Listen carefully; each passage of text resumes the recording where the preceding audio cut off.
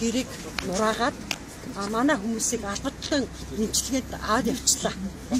Тэгээ бид бол одоо цагдаа нар бас ард түмэн учраас эдэрт ямар ч буруу байдаггүй учраас бид нар ивэл эдэртээ маргалдаж ямар нэгэн заандаж авсан майлцсан ч юм уу тийм зүйл гаргаагүй.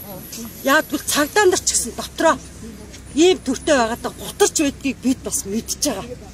Тийм болохоор цагдаа нартайгаа ард түмэн бол тэрсэлтгүй гэдэг үднээс нэгдүгээрт нэг асуудлаа шийдсэн.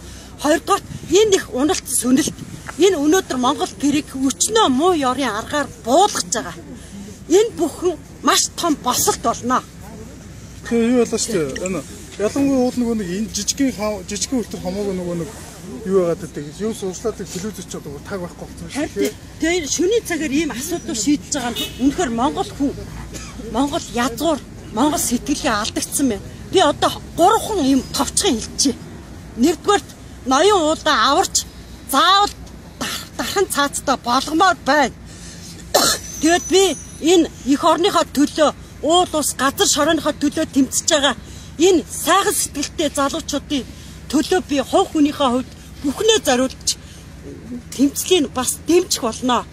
За хоёрдугаарт Монгол улсын төр засгийн бүтэц зохион байгуулалт тогтолцоо нь үнцээрээ өөрчлөгдөх ёстой юм шүү.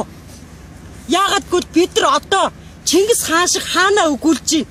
9 өрлөг шиг тийм парламентын 76-ыг болиулаад 9 өрлөг шиг тийм онцгой байдлаар бэлэн болсон бид нар засгийн одоо газартай болмоор байна.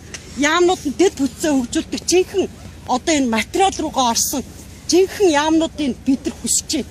Яг тэр хороодыг хөгжүүлэх дээр тулгуурлах энэ хэлэгч өөрөө ингэж хэлдэг. Монгол хүний оюун ухаанд дэлхийн дэвжээ хэрэгтэй гэж хэлдэг. Гэтэл энэ худлаа юм байна. Монгол улсад дэлхийд ноёргосон уран зургаар Монгол улсаас дэлхийд оюуны спорт төрөл гаргаж чадсан шүү. Одоо улсад бид бас соёлын оюуны